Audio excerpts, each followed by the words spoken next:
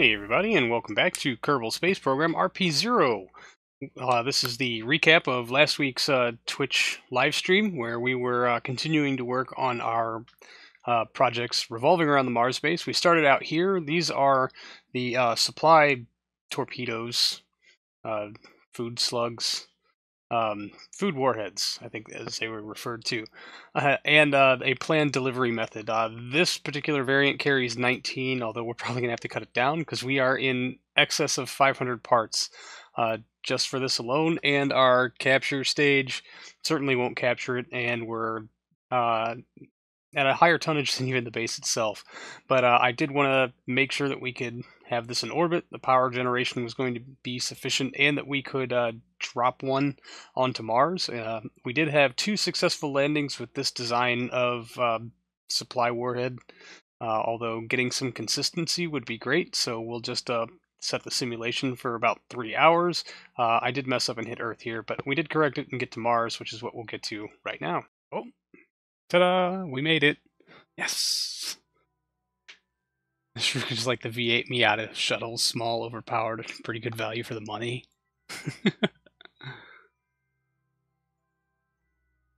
I would take that as a compliment. Alright, we're still actually loading. Oh boy. Measured in seconds per frame here. Wow. Extend. See how many clicks this takes. I really just need to see power draw. Oh man.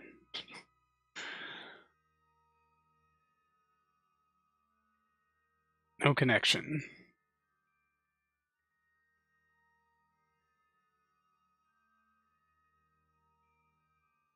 Really? Is none of our junk anywhere nearby? Oh no, stuff's got to be a bit closer because none of our antennas are deployed. Well, that was a mistake. Let's see how well time warping works. Oh jeez, yeah. I can hear my fans throttling a bunch, struggling desperately to do something about this massive lag problem. And the whole thing, Kerbal slideshow program. Those ghost clamps.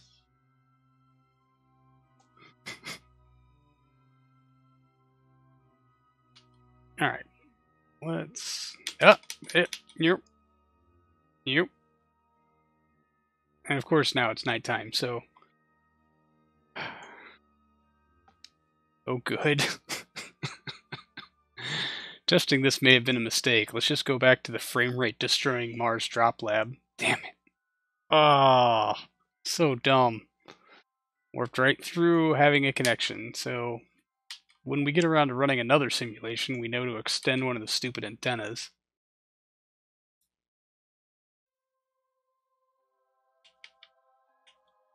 Okay.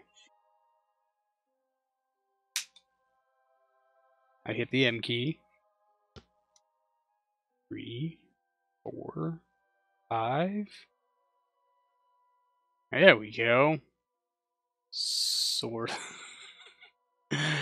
The slowest zoom in ever. Extend.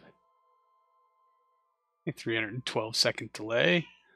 I guess let's just bring up Flight Computer so we can make sure that these commands have been logged and are actually going to happen. Great, now I don't know which one I clicked on.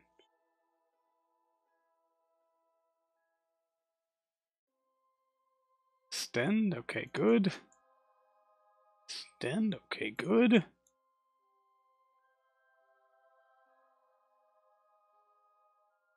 Come on, extend. So hopefully, that's actually how NASA computers work when working on a said mission simulation.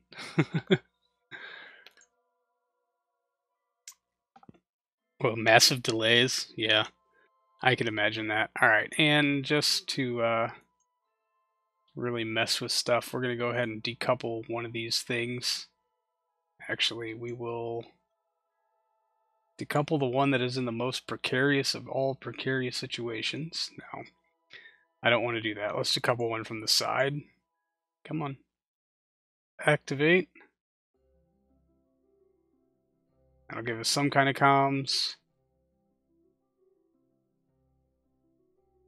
Decouple.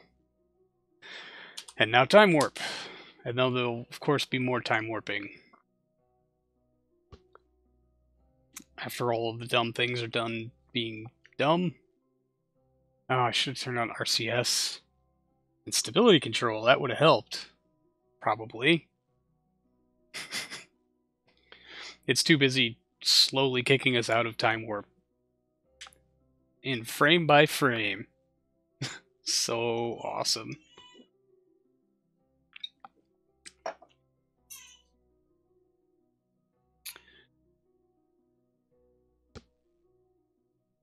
Alright, well, do we have a solar panel out? I mean, maybe. There it goes. Brainstorming ways to improve this. Face melting overclock. This is over 500 parts because of the idiocy of doing this little by little. I think probably our best option is do it in 2 launches and do half of the amount of resupply pods per launch. Because this is nigh unplayable.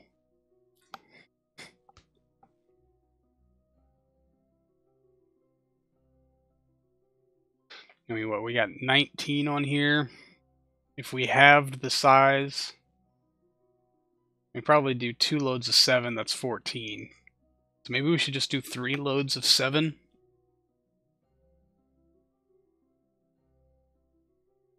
Are there struts under the decouplers?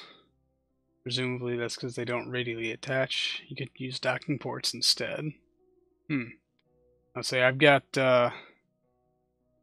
these little doohickeys under here, the octagonal strut things. Yeah, I guess they are struts. Could use docking ports. Okay, I was like, oh god, what happened? It kicked our 1 resupply module free. We're going to let that get clear. We're going to get onto the daylight side and take a look at our battery draw. And then we're going to try to hit the surface with this thing.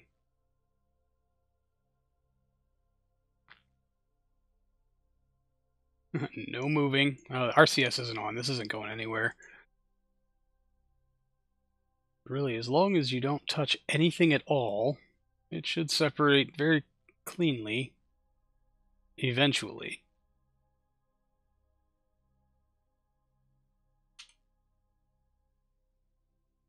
Alright, there we go. Let's get around to the daylight.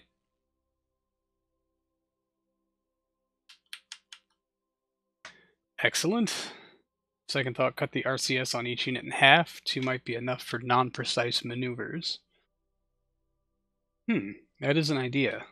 That does save us a lot of parts, actually.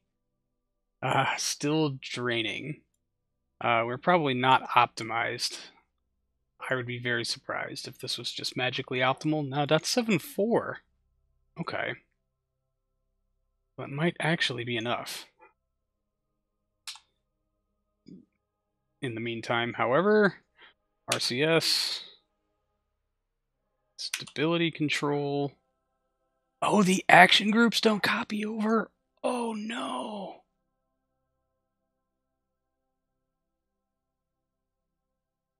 Oh, that is awful. Why the hell don't action groups copy over? Arm. Oh, so many parachutes. Arm.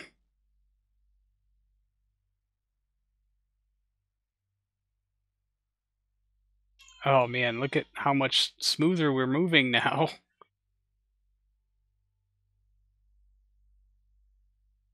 Arm.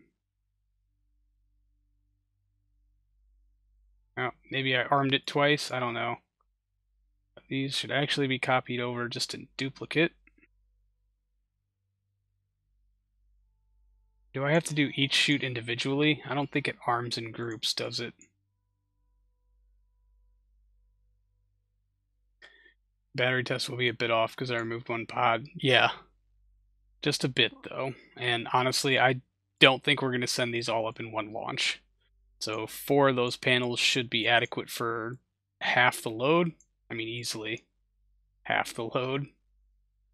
So does anybody know, do I have to hit, I do have to hit arm on all of them. They don't arm in groups. I am so mad that I already did that one, didn't I? Whatever. You can't arm it more than once, so sorry I had to make a clip of that dumb voice you did a minute or two ago. I did a dumb voice? I totally missed it. Okay, second thought, cut the RCS. Okay. 3, config edit antennas into the probe core. I'd say the probe cores do actually have an antenna, it's just not very long range. And I'm wondering if I put this antenna in because I needed something longer range.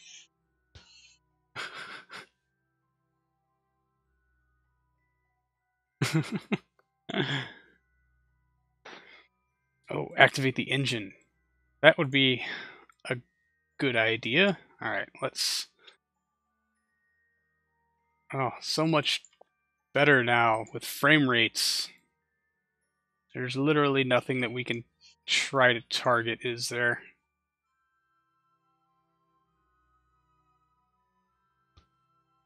Alright. This area right here is where we're going to try to... Now, because I want to do this soon, so we still have time left on the simulation. So let's just set the node here. 42 kilometers is what I wrote down.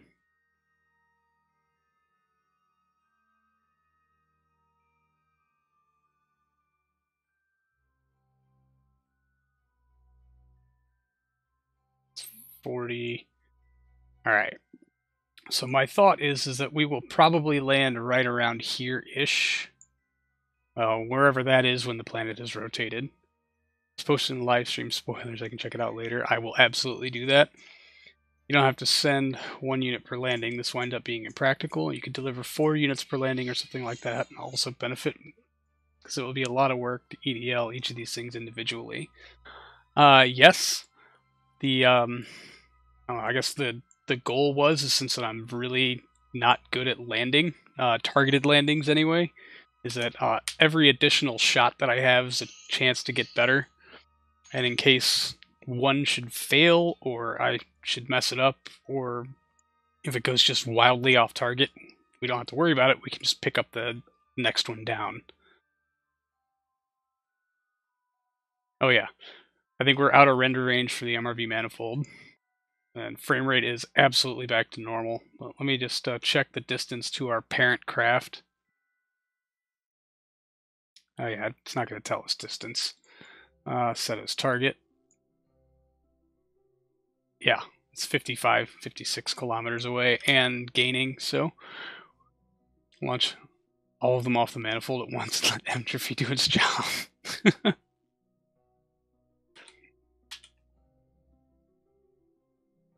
Oh, node in 2 minutes. Why is RCS not responding?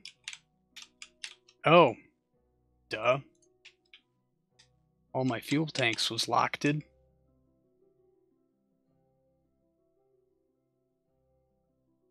How is that node 1 minute away and it's...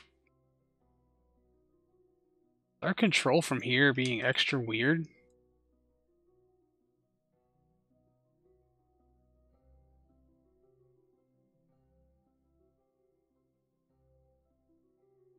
Oh, come on. Really?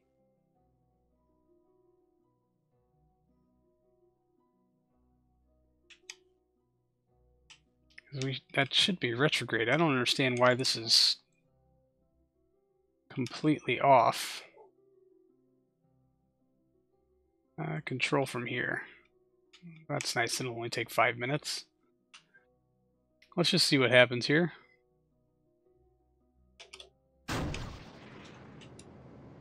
Or did I just pull that node in really the wrongiest wrong way? Oh no, it's relative to target. No, well, that doesn't really change much. Whatever, we're just going straight to retrograde. Okay, oops, 27 kilometers, that was a bit much. Yeah, par for the course today. I mean, really.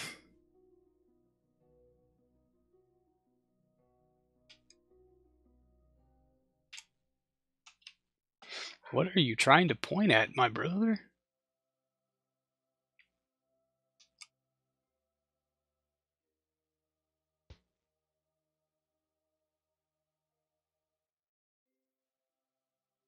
Mind having less food warheads, but with more cargo. That is limited by how much the retrieval rover can pick up.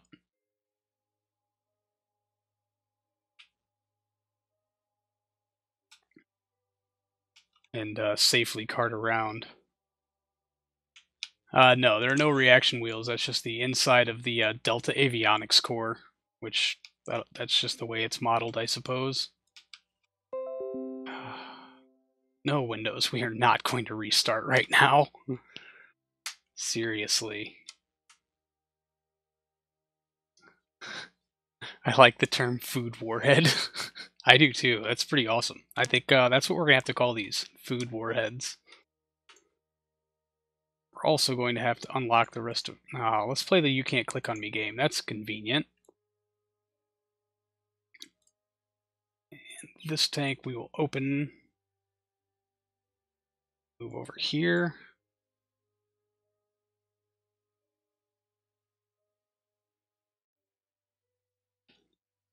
Alright, good news everyone. Working on a speculative engine configuration for the LR91. It turns into a high-thrust landing engine. With the help of Wookiee. I've been keeping tabs on that in the Discord. I am excited, although I should mention that I do not have the LR91 in this save. So we'll need basically everything from the ground up.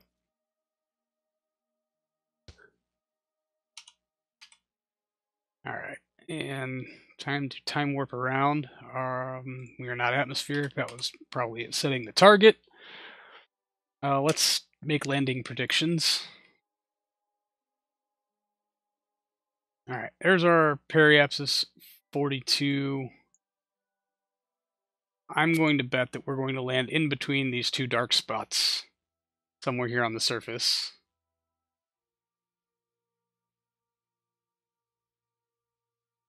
So the whole Mars-based colony survival of the species mission is based on the supply rover capability. At least for this mission it is. I'm hoping to get better as time goes on.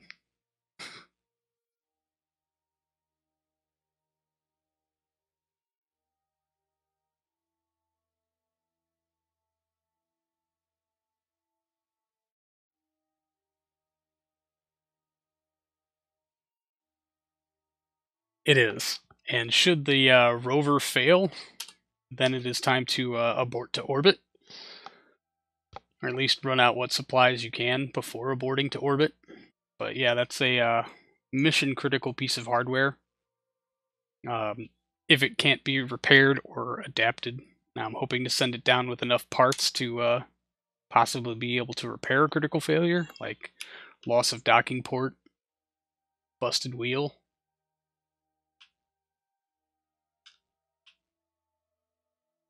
Okay, wow. That is the wrongiest of wrong directions. And of course, I aim to prograde instead of retrograde. Fun times.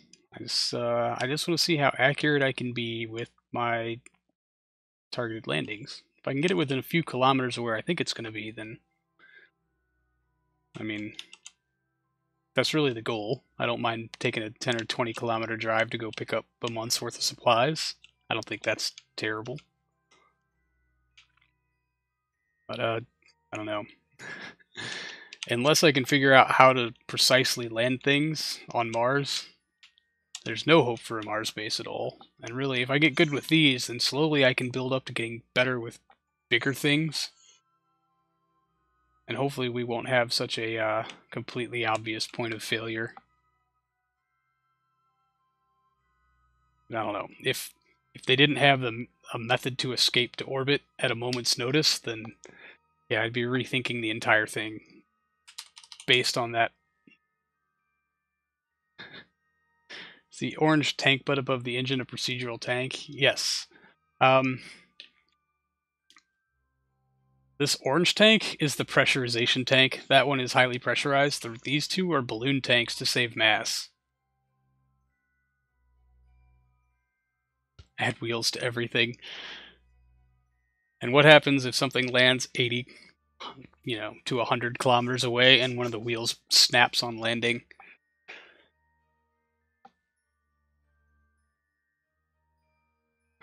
Cheater. I am not cheating.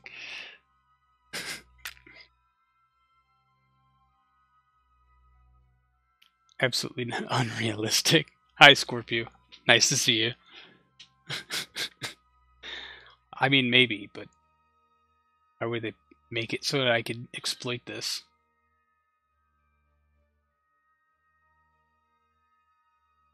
Why electric propellers and helicopter blades would be useful. Indeed.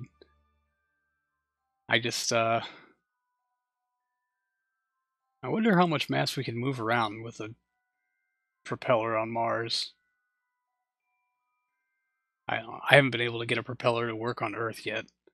Well, I mean, there's the ones that come with, oh, dang it. What, Firespitter? Or maybe there's realism overhaul engines. But, like, as far as making a Rototron into a propeller,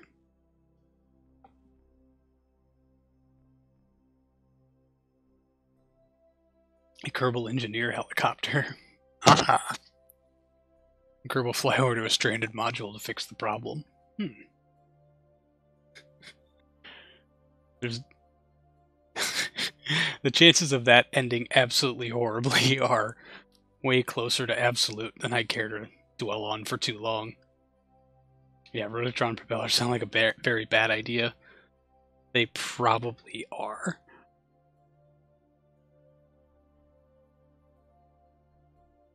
Good old unrealistic stock days.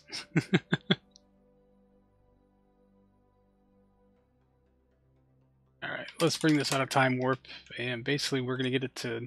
I don't know, I made notes the last time I did this because I was prepared, and I want to see how accurate they are, because I think we got one successful landing and one almost successful landing based on these notes. So it's good just to verify. It says initial brake burnt 42 kilometers from a 200 kilometer orbit. That's all I wrote down. So we'll see if that works. 71, where are we currently here? I predicted, well, no, it's probably going to be right about here that we hit the dirt. Maybe, I don't know.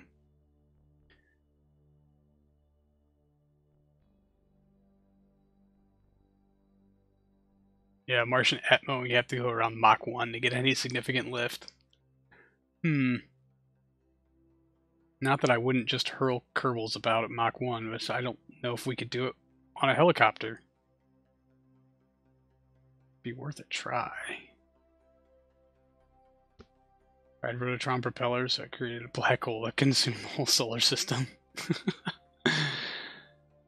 Concept you were thinking uses powdered magnesium reacting with the atmosphere CO2 to make a jet engine.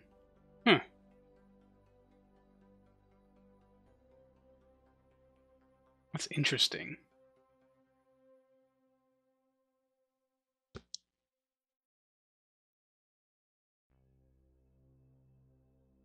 Alright, we're going to set this to retrograde. We are coming up on our burn initialization, 42. Full bore.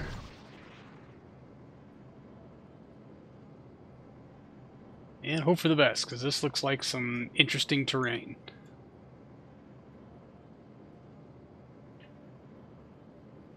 It's called a Wickman Mars jet engine, apparently. If there's a wiki article on that, or anything really you could link me to, that would be awesome. I would love to read up on something like that.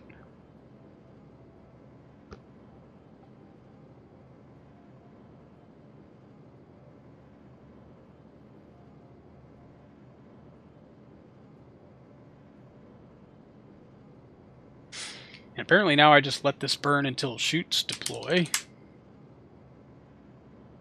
I think Zubrin describes some possible Mars jet engines in his Time for Mars. Right on. Thank you, Niman.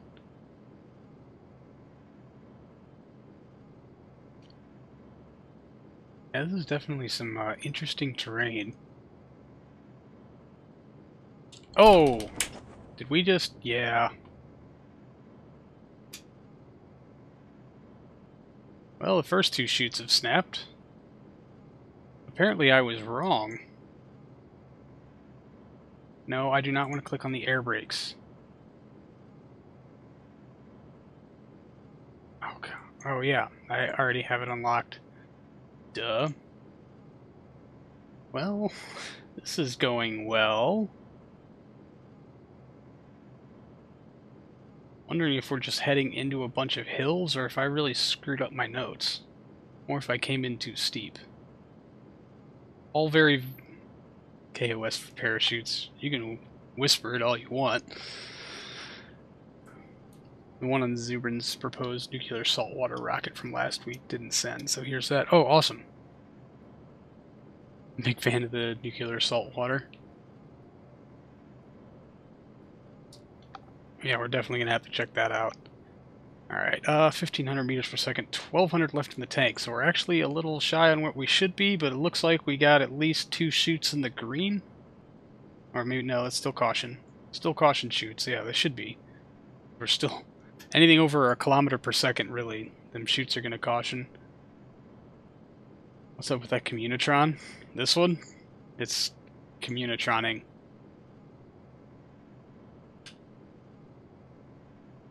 I think. I thought we might need a little bit longer range comms. If we're getting stuff all the way down to the surface. Alright, we are sub 1 kilometer per second, so we should be okay for chute deployment. Any minute now I expect to see them going green, unless of course it didn't copy over the... I mean, it'd be weird if it copied over the deployment altitudes, but not the... that they're Kevlar and not silk. We are 4 kilometers off the ground. Where are my parachutes?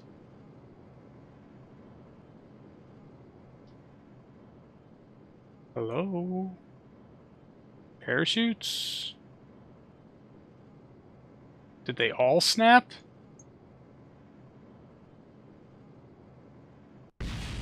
Well, that's interesting. Oh well.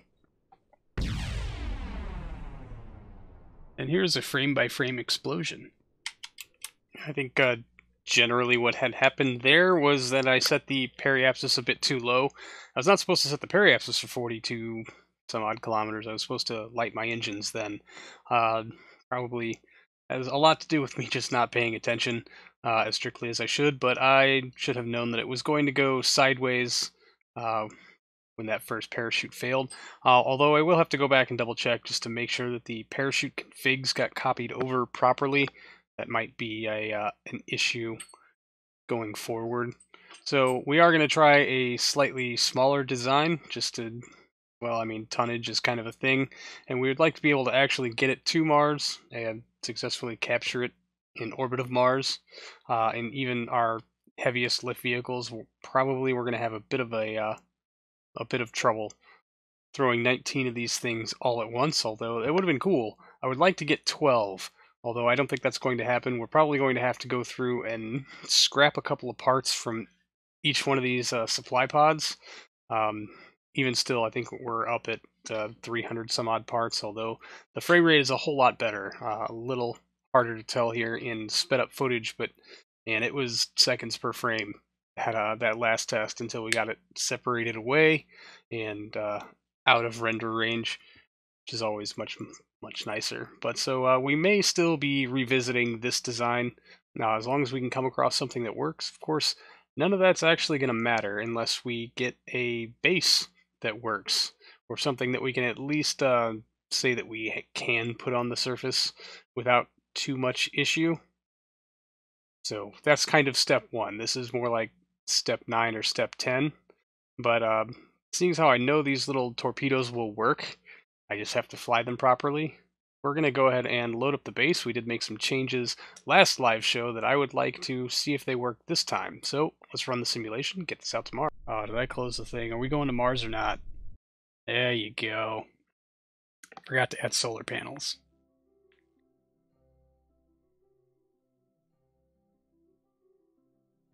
Yeah. Totally forgot they had solar panels. Oh well. Let's RCS on, SAS on, staging the engines. Let's get to retrograde.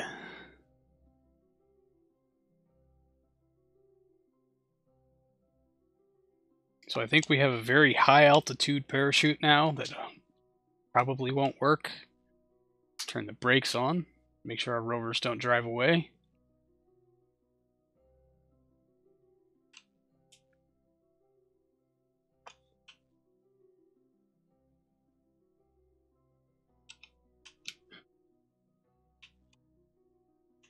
Alright. And ignition.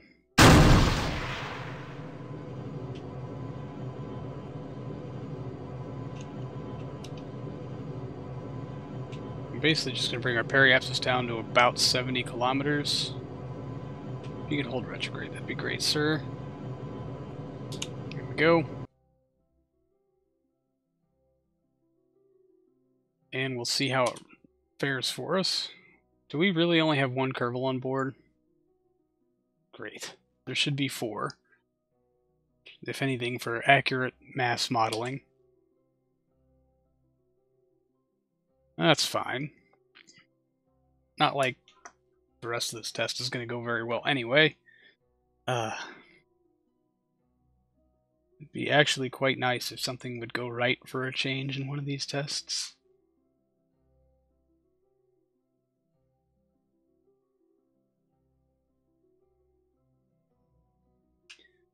Oh, no, I kind of agree with you there, Scorpio, because, I don't know, that's why I'm kind of thankful only some of the things are signal delayed through remote tech. I mean, things like attitude adjustments and engine activation aren't affected by signal delay, which is awesome. It does give me another path to circumvent avionics limitations. Alright, don't overshoot it there, bro. Yeah, you overshot it. Good job. Good job.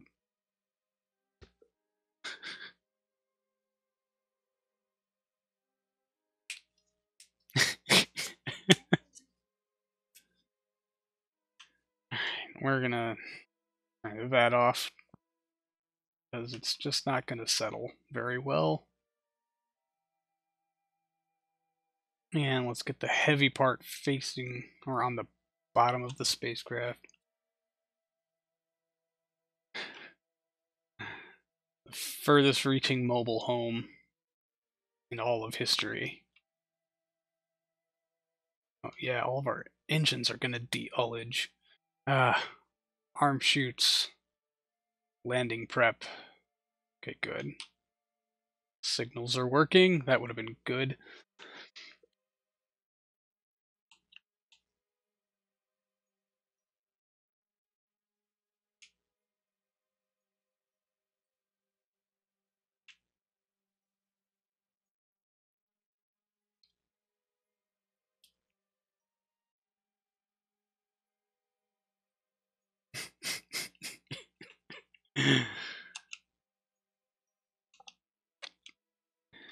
Alright, and as soon as we've got our angles somewhat correct, we'll go into physics warp until we're somewhere near where we need to be. Let's see exactly how much drag we get out of this. Or exactly how far away from where we were heading when we activated physics warp we can be by the time we get there. Stunning, I know. How is this thing going to capture around Mars? Propulsively. That's the plan anyway. Very propulsively. Curiosity become human.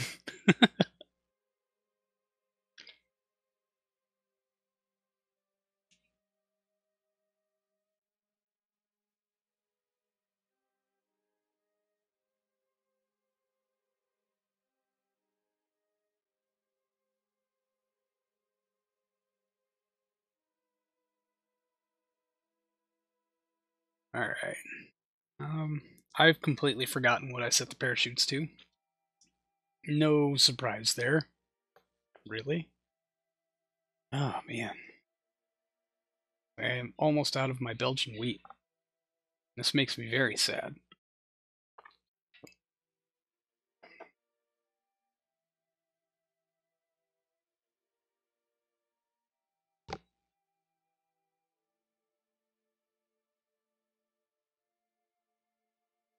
Yeah, it's going to take a very hefty chunk of Delta V to capture. Yes. So really the plan for getting this thing to Mars and around Mars is not yet complete. I think the perspective plan thus far is to launch this thing pretty much empty of fuel and with just enough life support to get to Mars. And we will refuel the Aerozine and N2O in orbit of Mars, as well as the life support in orbit. And we'll actually probably have to launch the transfer stage that carries it mostly empty also, and refuel that in low Earth orbit before making the transfer. And, well, we're just going to have to see how all that goes. Dual HG3 upper stage. Yes, that's what I was thinking at the very least. We might have to do something dumb like have a single RS-25 and 2 HG3s, and then we will abandon the RS-25 after making transfer, and the HG3s will be for orbital capture. But these are all just notes in a notebook. I have not actually built anything because none of it matters if we can't put it on the surface. Yes, it is going to be extraordinarily logistically complex, especially considering all the logistics to get it in orbit, get it to Mars, get it around Mars, get it supplied, and then keep it supplied on surface are all just, oh, so many rockets. Just so many rockets, which is why I'm glad we've got like 9 million space bucks so that we can afford to actually do this logistical complexity without worrying about going broke, because there is no contract for literally any of it. We are entirely funding this entire space program out of putting 3 Kerbals in low Earth orbit over and over and over again using shuttles, and just getting paid for building stations and getting paid for shipping people. Space bucks. Space bucks. Damn it, Wookie.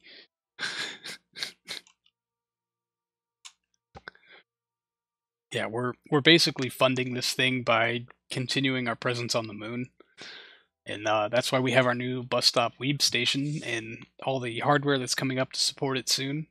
Basically means every time we send a crew to or from the moon, we're going to get paid for a 3 Kerbal low Earth orbit contract, which nets us like $500,000 each trip. Alright, 85 kilometers. We have actually seen nothing happen with our apoapsis. All chutes still caution yellow. Looks like we're mostly stable, so we'll just let this ride for a little while longer.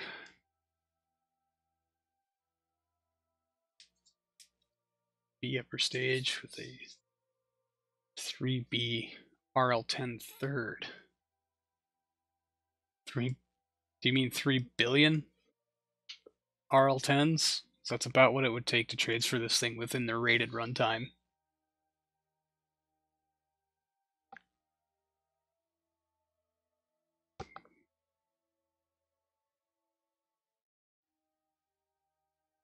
$81 kilometers.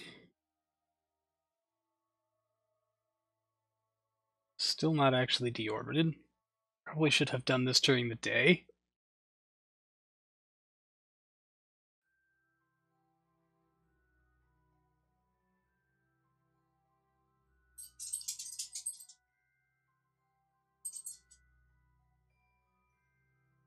A would be a smaller third stage intended for launch atop an A upper.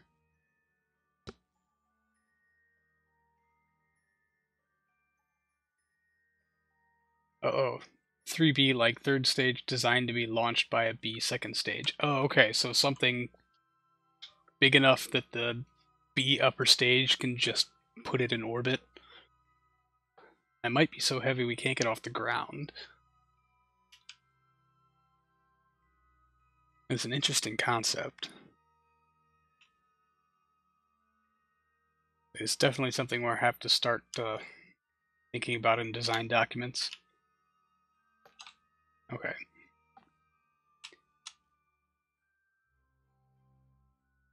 Not just barely, but within reasonable margins. Okay. Alright. Alright, our rate of descent seems a little... Okay. I'm very sorry. I'm going to have to step away for just 1 second. It's a baby thing. I'll be back in like 30 seconds. Start a timer. Be right back.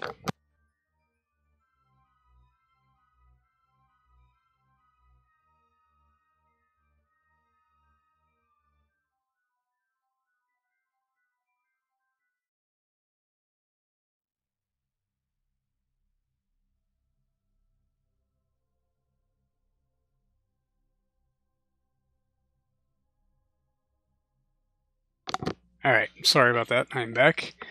What is the current runtime of the B upper stage of the single HG3? HG3 is rated at 10 minutes, I believe. How's it going, Crazy Gaming Boy? Nice to see you.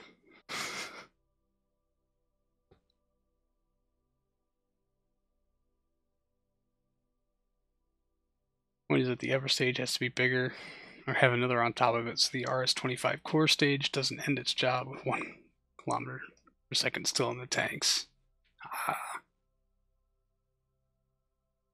Okay, 71 kilometers. I really wish I remember if I had set that chute to go at 70 kilometers or something else.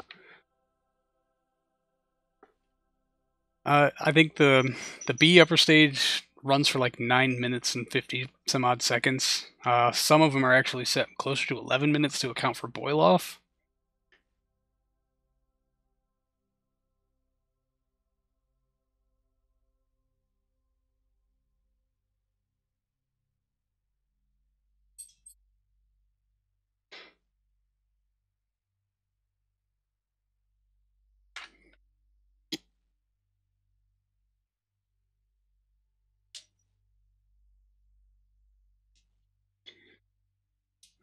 Remember the flyby probe missions? Oh, we've got, I mean, they're still a couple of years off, but we've got some definite flybys, maybe orbitals. The A upper stage configured runtime. Oh man, I think the RL-10-3-3 is rated for 7 minutes 50 seconds. And I think the, oh hey, there's some chutes. Let's fire some nope, and there they go. Okay then. What was our altitude? Yeah, right around 70 kilometers. Okay, good. The A upper stage uses RL-10s, 4 or 5 of them depending on which engine.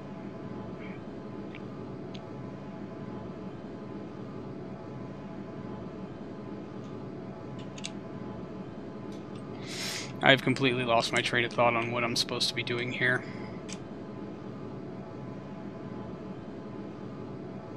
As well, I guess my initial high altitude drag chute did not deploy very well, so we're gonna try to do a skipping, bouncing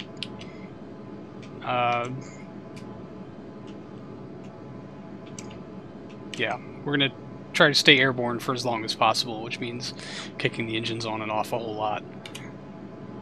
There we go, gaining altitude, 40 seconds to apoapsis. And flight controls aiming me in stupid directions for no apparent reason. That's fine too.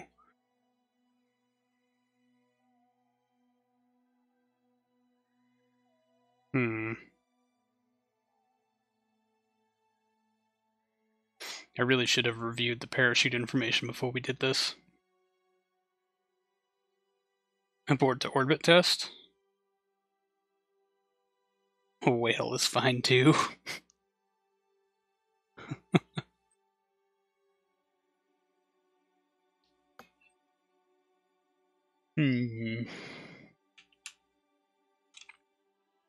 Alright.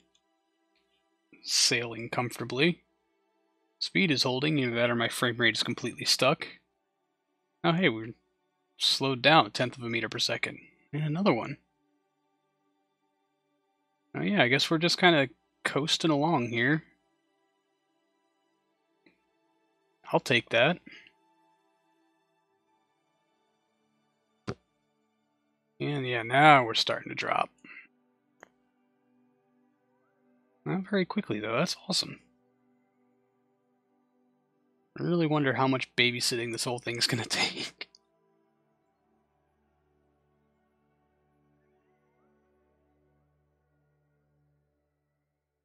Let's up this angle a little bit and see if this doesn't... I mean, we're so high up, I can't imagine we're generating any noticeable lift or drag. Yeah, see, notice our apoapsis is really just not changing at all. I guess we're at our apoapsis, so it wouldn't. Our periapsis, however, is shifting. The curse of the yellow-red mission clock. Yep.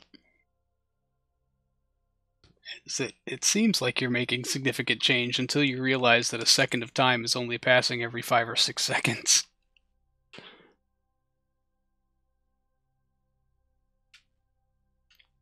Man, this slow leaning rotation is just kind of dumb.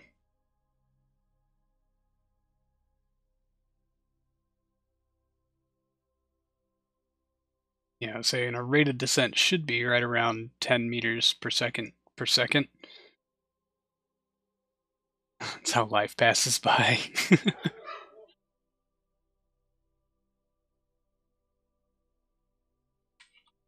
Alright, so let's just let this rate of descent... Oh yeah, we're still slowing down. So apparently we're having some kind of effect here.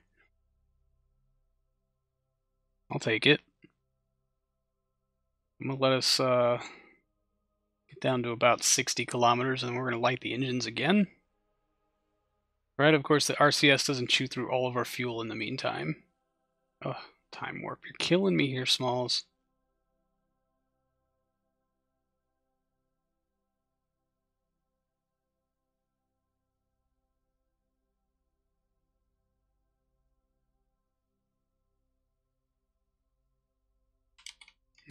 Alright, we've lost too much angle. You've heard some proximity alert sound? Yes, either that or the doggos are warning us about impending structural failure. I could only assume. Alright, ignition. Whoa, and there's a lot of sudden control authority.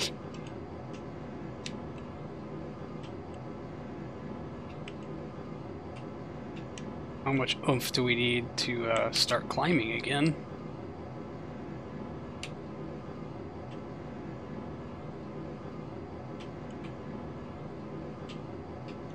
Oh, come on. Stay in control here, buddy. You're warning you that you have a bunch of white footballs on your rocket that you might want to throw for them. Alright, and climbing. Let's push that apoapsis out. And shutting down. The beacons are lit. Alright, let's see what happens if we turn off RCS, exactly how wonky this thing goes. Oh yes, quite wonky. Quite wonky indeed. At least it's keeping its butt into the wind.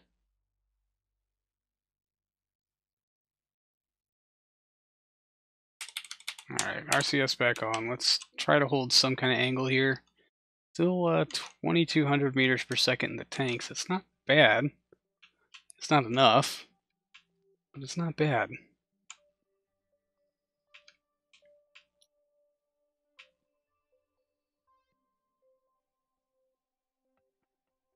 And we're slowing down.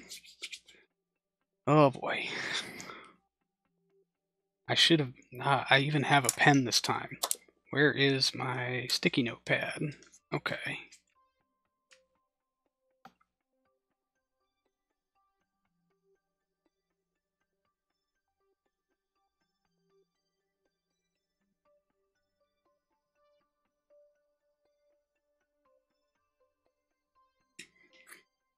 Alright. I'm actually going to write down what my procedure. I think you can make it. Your money's on landing. Boris calls for help. Are you making notes, Cosmo? Adding that this thing needs solar panels. Good call. Add solars! Exclamation points. Thank you, Niman. Very good call. All right. We'll let it get down to about 55 kilometers actual, and then light them up again.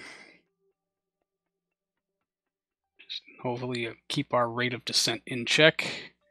Oh yeah, we've lost almost 3 meters per second since we turned the engines off. 3 whole meters per second.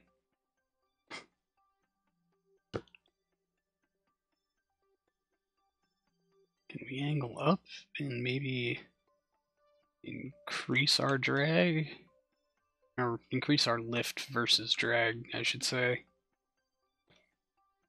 Probably not going to have a noticeable effect at this altitude, but I don't know. Maybe every little bit helps, right? Hope that they'll add a test flight config for those engines, for the smart ones using them in 100 times symmetry. I'm guessing your food warhead concept relies on there being no best if used by dates on the snack contained therein. Kerbals can eat anything. There's food that's been on Harmonia Station for a decade and it is just fine. I can only assume we're packing them with the same kind of foodstuffs that's in every Fallout game, where it can sit on a shelf for literally centuries and everything will be just fine. Oh, good. That's a good sign up there. Let's just say I doubt it's fresh vegetables. I doubt it too. It's probably very freeze-dried. All of it. Does Harmonia have some original run cans of Surge? No, Surge hasn't been invented yet. It's only 1986. They probably have Crystal Pepsi, though. Plenty of Tang. Tang and Crystal Pepsi.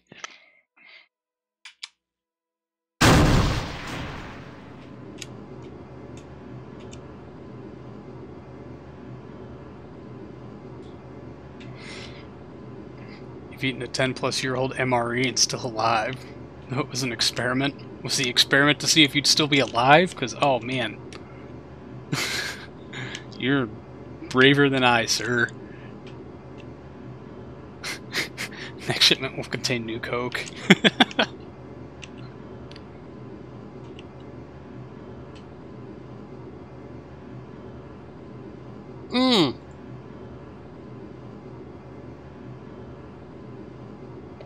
Oh wait. God, those are the wrong tanks. Do not use that fuel. Those are ascent stage fuel. I thought those were these, which are totally unlocked already. Oh, that was dumb. High stakes experiment. Old MREs as far back as World War II. Oh, yeah. Steve, 1989 MRE. Yeah, I'm totally gonna watch that because I am entirely morbidly curious as to what that entails.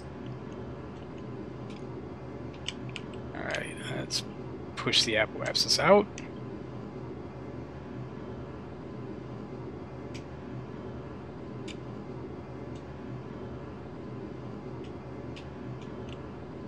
Harmonia wake up music is probably Huey Lewis.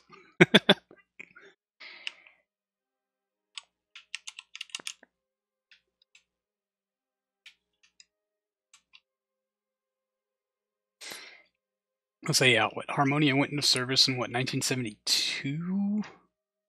That first crew showed up in 1975? So 1972, 1973?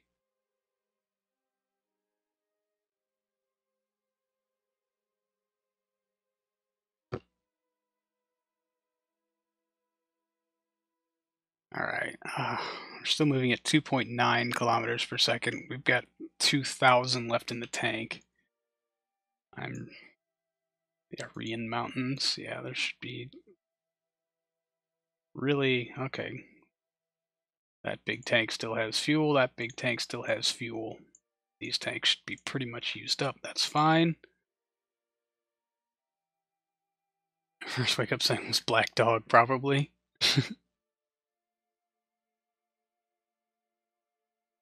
Oh man, we're falling again already? Oh boy. Here I am, not paying attention to any of it. We are slowing down though, just... not nearly as quick as I'd like. So I guess we're going to get down to 40 kilometers and then we'll light them again. See what happens. I think the 40 kilometer light is probably going to be the one where we just have to start burning for broke.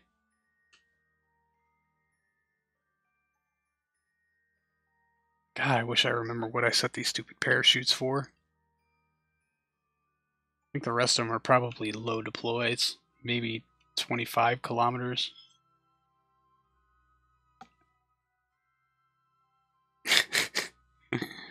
White snake rhymes with white cake.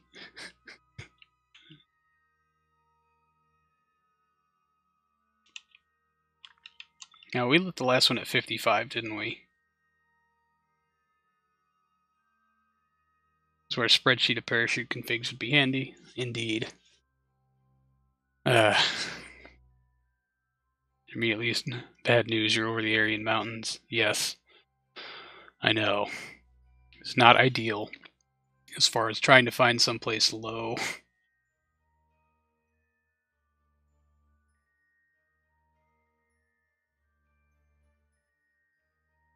Yeah, I guess when I start doing these tests, or rather the next time I do this test, we should probably pick a landing site. 50 kilometer, light them up. That's...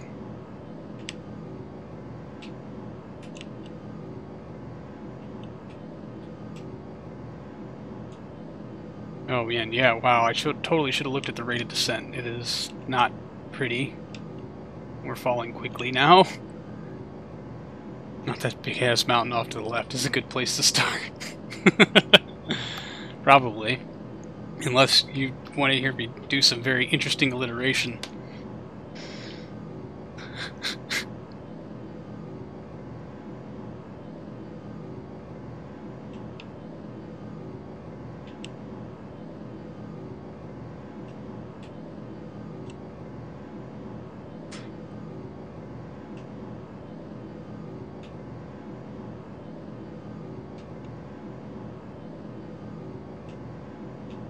Alright, we are slowing our rate of descent, that's good.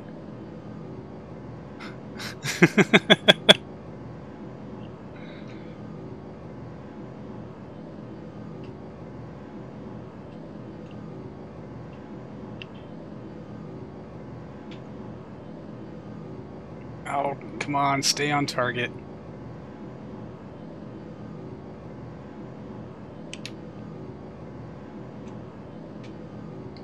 Not really want to shift in that direction. Are we climbing yet? Yes, we are climbing. Good, good, good.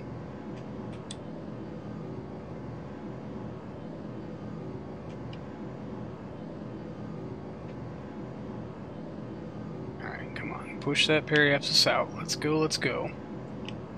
You know, so really, Twitch thinks anything you put a period in and with letters connected to it on either side is a link. And it's dumb. Only 19 seconds. Come on, we can get it out to 30. We can get it out to 30 sometime soon, that'd be even better. Well, of course, I'm going to do the opposite of what is conducted to that by angling more towards retrograde.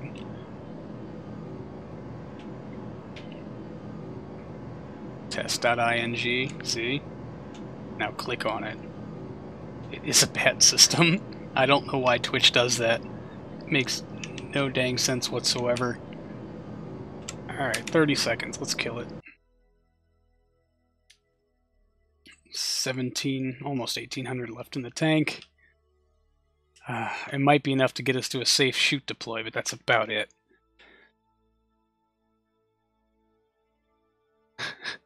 Huh. How did you do that, simulation? Oh, did you put a space? Nope.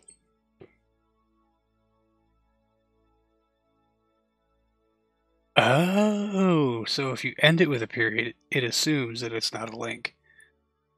Okay. Still kind of a dumb system. Who uses proper punctuation in Twitch chat? I mean, really?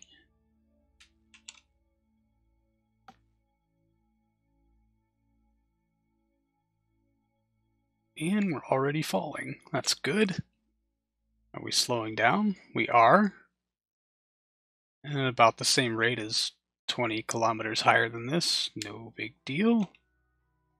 We'll hit 50 kilometers again, and then we will light the engines back up. Or maybe we should wait. What do you say to 45 kilometers? Curious. You can't aerobrake as effectively in the higher atmosphere, but what if you let yourself fall and then prevent falling, like now? As I'm trying to very slowly step down, so the lower we get, the harder it's going to be to push ourselves up a little bit, but I think it's worth a try. So what do you say we put off the next burn until 30 kilometers or so, and then we'll bring our angle up probably to 45 degrees. And that's probably going to be the burn for broke. But maybe we'll get a little better braking down there. Sounds solid?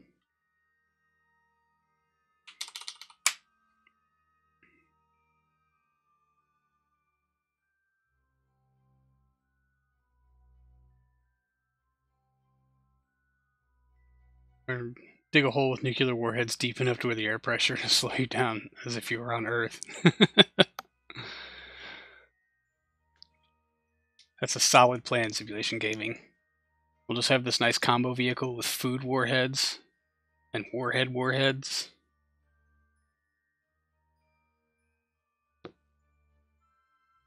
Oh, okay. That worked. That worked real well. Dang it. Yeah, spreadsheet with chute deployment information. Because, wow, that torqued us hard enough to spin us completely around. Good times. Good times. Remember those warhead candies? I love those warheads candies. Alright, we're going to light the engine just to help test the spin. Come on, come on, come on, come on. You can do it. You can do it. There you go. Good job. Yeah, look at our rate of descent. That is a little uncomfortable.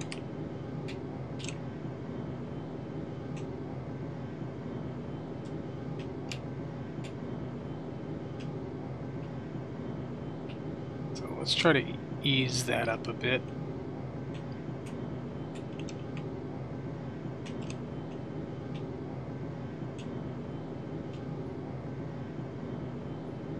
Rid of them and go for direct propulsive descent. I mean, man, if I thought for half a second I'd get enough fuel on this thing to go direct descent, or direct propulsive descent, I would totally do it in a heartbeat. 37 kilometers. Yeah, getting a little danger closey. Yeah, okay, we are starting to have an effect on our rate of descent. Good, good, good.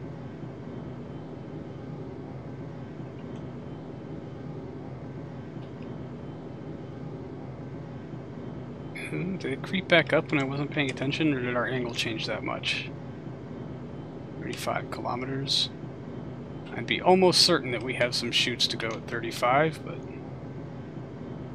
what did the last chutes go at? 40?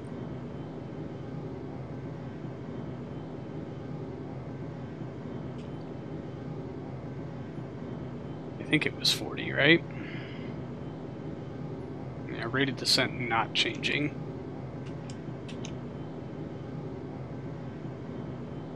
The vertical speed dial. I don't know how you can stand to use it. I mean, it's inaccurate, but it's what I'm used to. Yeah, there are 2 solar panels here. They're not enough to supply the base for what it needs. So I actually need to add more. Which might be just enough to render this test useless, provided it's in any way successful. Which, at this point doesn't look like it's going to be, because all of the chutes that were supposed to help have been torn off by stupidity. And all chutes red across the board. Great. So I hope nothing deploys just yet. We have just enough to maybe get down to a kilometer per second, which might be chute deployment. I'm hoping maybe some drag will kick in soon, to soon-ish, and we'll get some worthwhile braking off of that.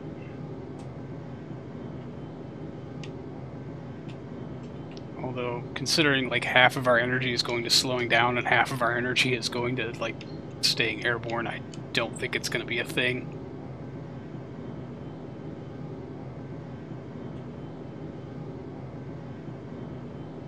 Get rid of the rovers. The base can still be saved.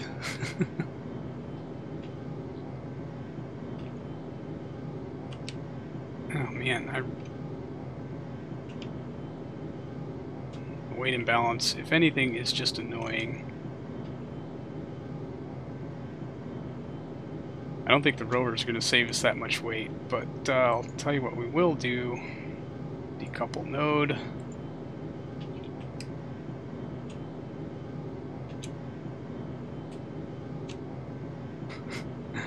Oh, that's not going to cause any problems at all. Wow, that got so much worse. Okay, good. There it goes. Goodbye. That saves us about a ton. Wow. Why is this being so incredibly unpredictable? This is very interesting. It is really, really fighting me.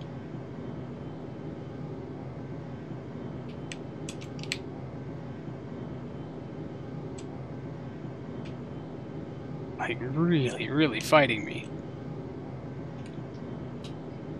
There is a very large pitch imbalance.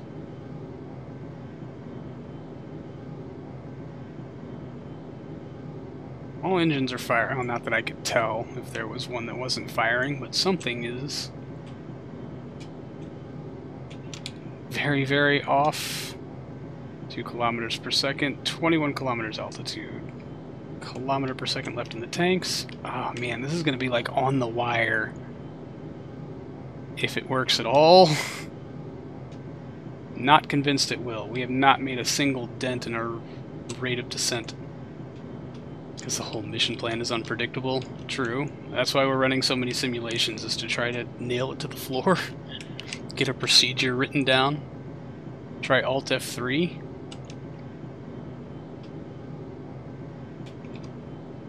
Nope. Okay, come on. Close. Whoa, whoa, whoa. I was saying, the Disastrous engines are not recognized by test flight. So there shouldn't be any test flight related failures. I just thought that maybe there would be ullage related failures that I didn't know about.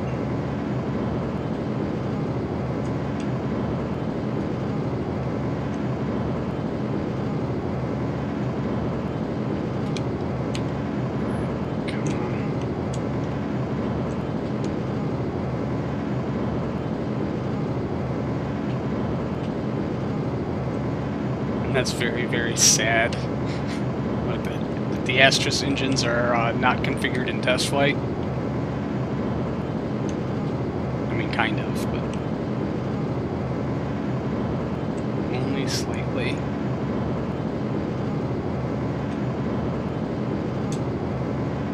Alright, we're at caution at all chutes but one, which is the...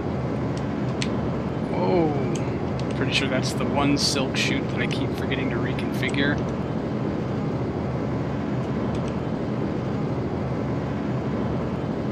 Can you hold retrograde? Let's just... my hands are starting to cramp. Chutes! Come on, hold, baby, hold, hold, hold. Snap, snap, snap. Damn it. How many we got left? 3? Well, we got a bunch, but they're all very... Windows. Shoots. Come on, please. Nope.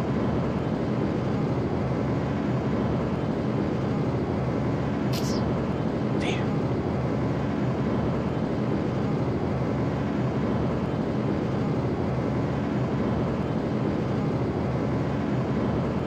Still got 2 minutes of runtime left on these engines. I don't see this going very well for us.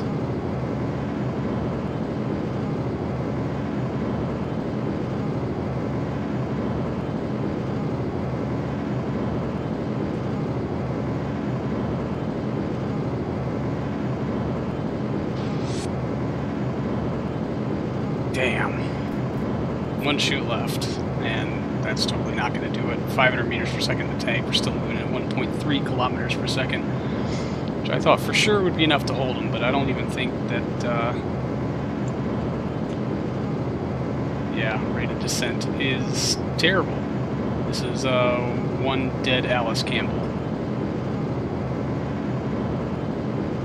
Where's that last chute?